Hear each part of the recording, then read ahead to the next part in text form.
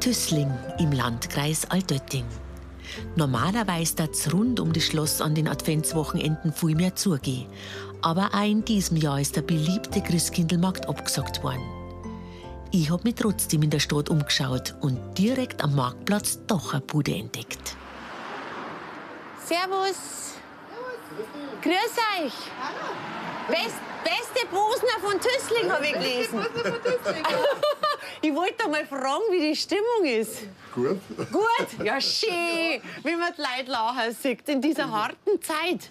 Unser Motto ist, weil es nicht wurscht ist. Gell? Also, weil es nicht wurscht ist, ja genau. Kommen die Leute? Ja, also jetzt habt ihr auch gerade die Stadiezeit erwischt. Weil rundum rufen die Leute an, wann gibt es die Bosner und so. Dorthin ist super, ist eine gute Idee. Was ist denn ein Bosner genau? In Salzburg, in der Getreidegasse, Ja. hat in Bosnien einen Wurststand gehabt. Ja. Laut Wikipedia. Ja. Ja, das stimmt. Und hat den Wurststand dann irgendwann an eine Einheimische verkauft. Und in Erinnerung an den Bosnier haben die Leute die Wurst so ein bisschen verballhornung, ein bisschen zusammengewurstelt, haben es die Bosnier gedacht. Es hat überhaupt nichts geografisch, dass die jetzt die Rezeptur von Bosnien haben. Ich mache mein Bosnier selber, habe ich heute gemacht. Ah, sind Sie Metzger? Ich bin ein Metzger, ja. Ah, gut. Und mache mein Gewürz. Stelle ich selber zusammen. Aha. Das ist, und die Sauce ist selber gemacht. Alles selber gemacht? Selber, na, die Semi haben vom Bäcker. Zähne sind vom Bäcker. Ja, darf ich da mal reinschauen in euren Stand? Ich bin so klein, ich seh's nicht. Ich heb dich gerne ein bisschen, das erste Darf man dort Ja, darf man reinschauen? Ich weiß, was du bist. Ja. So, jetzt sind Ah! unser Bosner hätten, Das gell? ist richtig gemütlich bei Ja, euch. also, wir Gut. sonst sind wir jetzt nicht, aber. Schön.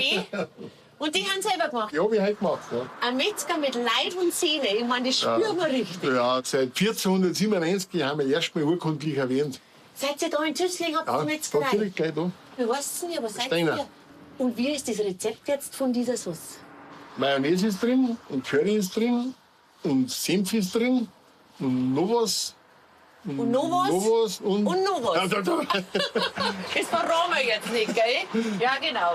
Seid ihr immer da oder ist es erst seit Corona-Zeiten entstanden mit diesem Wong da?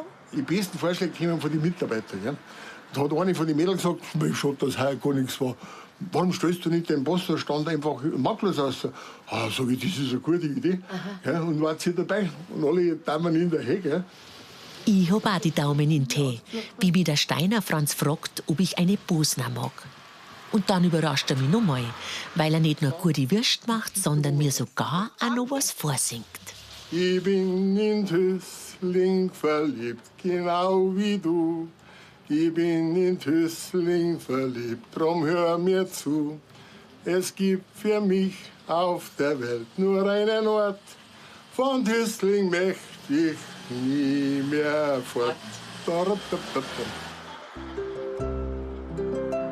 Aber ich muss fort aus dem schönen Tüßling, weil ich möchte in Mermosen im Mörntal spontan eine Frau besuchen, von der ich weiß, dass sie ein ganz besonderes Hobby hat.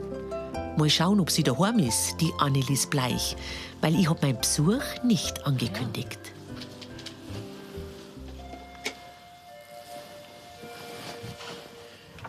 Ja, Annelis? Grüß dich. Von den Socken. Überraschung. Aber wie? Das kommt man doch nicht. Grüß dich. Ich hab mir jetzt gedacht, ich mag jetzt in die Sterndl-Engel-Werkstatt. Dann einer. Darf mal einer kommen? Aber selbstverständlich. Grüß dich. Ist, aber das spielt keine Rolle. Bist du geimpft? Ja, und wie? Franz, grüß dich. Stören wir euch gerade beim Essen? Der ist schon fast fertig. Ihr seid schon fast Ich fertig. bin schon fertig und mein Mo ist gleich. Weil ihr seid gerade beim Mittagessen. Da rechnet doch kein Mensch damit. Nein, aber ich hab mir gedacht, jetzt schaue ich vorbei bei euch, weil ich da so gern sehen, wie und wo du deine Sterndl machst. Auf Stern. Unten auf geht's. Ich bin gespannt, was mir erwartet. Da herum ist dein Arbeitsraum quasi. Oh, der Lampenschirm ist ja super. Der kriegt schon fast Übergewicht. Der ist ja quasi himmlisch. Ja, getragen von Engeln. Ja, ist das toll. Ja, super. Und die hast du alle selber gemacht? Ja, natürlich. Tausende von Engeln und Sternen hat die Annelies schon gemacht und alle aus Papier, das sonst weggeworfen worden war. Oft aus ausrangierten Gesangsbüchern. Das sind 8 gleiche Blätter aus den Liederbüchern raus. Weil das immer das gleiche Notenbladel ist, oder? Das ist immer die gleiche Stelle von dem Blatt, was da rausgeschnitten ist. Und nur so ergibt sich eigentlich ein Muster innerhalb des Sterns. Oh, der ist auch schön. Der ist auch mit 8 Zacken, auch jeweils mit dem gleichen Blatt gemacht. Das ist der sogenannte Robinstern. Das ist alles gesteckt. Das ist nur gesteckt. Nix ohne, pappt. ohne Klebstoff, ja. Das ist der sogenannte Lebensstern, denn das Leben ist eine runde Sache, hat aber Ecken und Kanten. Man darf das nicht vergessen. Und das ist der Mörnthaler Papierstern, der ist aus dem Gotteslob. Das ist ein ganz feines Papier, weil so einen kleinen Stern aus einem gewöhnlichen Papier zu falten, ist nicht mehr möglich, weil man es nicht mehr ineinander stecken kann. Für was machst du das? Alles, was wir erlösen aus unseren Sternen, geht voll, also zu 100% in den Fonds Frauen in Not. Das ganze Geld wird gespendet. Ja, Und deine Sterne, die kann man bei dir bestellen? ja. Genau. Weil ich meine, Christkindlmärkte gibt es ja nicht. Es gibt heuer wieder keinen Christkindlmarkt. Und damit muss ich halt irgendwie schauen, dass ich es auch wieder in Umschwung bringe, das Zeug. Weil ich soll es ja nicht unbedingt bloß lagern, sondern ich soll es ja auch irgendwo unter die Leute bringen. Ja. Und ich finde, so einen Stern, den kann man ja einem Nachbarn schenken, den kann man in den Briefkasten reinschmeißen. Ja. Du kannst mit einem Stern oder mit einem Engel Ja. du immer Freude machen. Da muss man erst mal draufkommen. Sterne aus Verpackungen von Teebeuteln oder Notenpapier. Engel aus leeren Kaffeekapseln. Die Annelies hat mit ihren Töchtern und Enkeln aus alltäglichen Wegwerfartikeln kleine Kunstwerke gezaubert. Alles wird hier kreativ wiederverwertet. Upcycling im besten Sinne. Mein Weg geht ein Stückel weiter zur Familie Keinzmeier am Kühlzogel bei Unterneukirchen. Grüß euch! Krieg ich da einen Baum? Ja, kriegst du. Krieg ich einen? Da haben wir so viel, dass wir es schon kaufen. Ah, ihr habt so viel, dass ihr es verkauft? Ja. Ah, das ist schön. Und kaufen die Leute viel? Ja, es geht schon ganz gut los. Kaufen schon ganz gut ein. Ja. Kaufen sie mehr wie vor ein paar Jahren wegen Corona? Dass Ja.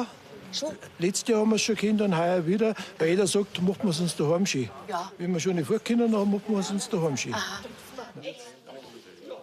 Die ganze Familie arbeitet beim Christbaum und Dachsenverkauf mit.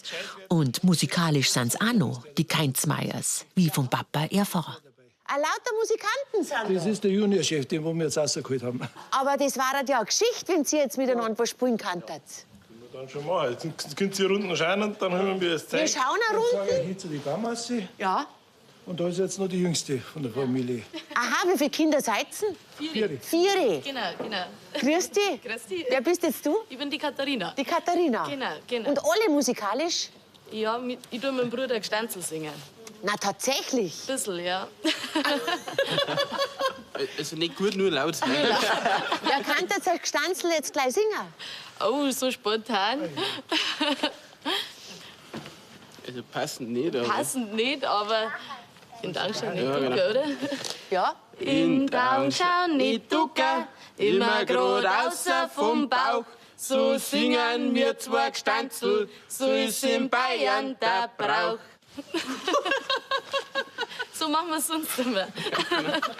Also ich bin begeistert, wirklich. Sie haben nicht ein bisschen besonders so benannt. Ja, das macht ja nichts, das macht ja nichts. Gut. Aber jetzt muss ich mir unbedingt die Christbaum anschauen, die der Sepp Keinzmeier rings ums Haus gepflanzt hat. Die sind ja echt alle ganz gut gewachsen. Und diese riesen Plantagen, was ihr da habt. Wie viele Bäume habt ihr denn? Das wären so 4000 seit circa. 4000? Weil wenn einer weggeschnitten wird, dann wird gleich wieder einer nachgepflanzt. Ah ja. Das heißt, du bist über das ganze Jahr bist du auch damit beschäftigt, dass das zurechtstutzt und... Genau. Und die Wege machen und zuschneiden. Man muss bearbeiten, dass sie schöne Form kriegen. Und sind jetzt die Leute so, dass sie sagen, mehr regional, sie möchten lieber jetzt direkt vom Bauern einen Baum? Ja, auf jeden Fall. Das kennt man, jedes Jahr wird es besser. Da sagen wir, mengen wir einen Baum, der wo da wächst. Da braucht man keinen Baum nicht, der wo durch ganz Deutschland gefahren wird. Und Sie wissen auch, da ist er frisch. Ja. Weil wenn ich ihn so angeschnitten habe, dann weiß ich, dass er frisch ist. Ja. Frischer geht's wirklich nicht. Da darf sich der neue Besitzer freuen. Wie lange lassen drin bis Lichtmess oder gleich am 6. Januar wieder raus? Da muss meine Frau fragen. Bis Lichtmess bleibt er drin. Bis Lichtmess, bis zum 2. Februar. Richtig. Ganz gut. Ja, auf Schön. die alten Sachen sollen wir noch ein bisschen schauen. Auf Tradition, sage ich jetzt. Gut. Da geht er dahin, der schöne Baum. Und die Käufer sind zufrieden. Wie ist denn das, wenn die Leute jetzt einen Christbaum kaufen? Sind sie die Ehepaare immer einig? Das kennt man schon, wenn sie vom Auto aussteigen, dann wissen sie schon, aber heute wird es wieder schwierig. Ehrlich? Und meistens gibt es heuer leider keinen wegen Corona, einen Punsch oder einen Glühwein. Und dann können sie einer wieder versöhnen nach dem Christbaumkaufen. Einer ist einmal gefahren, da ist die Frau gefahren und er war Beifahrer. Und er ist aber richtig zackig aus dem Auto rausgesprungen zum ersten Baum hin. Den nehmen, du bleibst hucken. So schnell waren wir noch nie.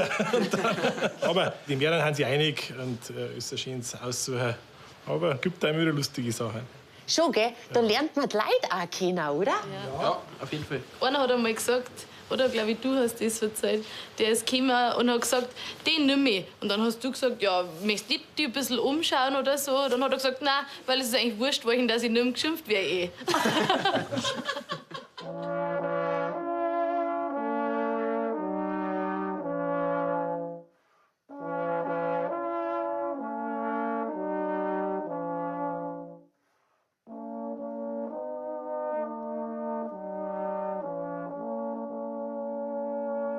Einen Glühwein hab ich nicht gekriegt, Corona-bedingt.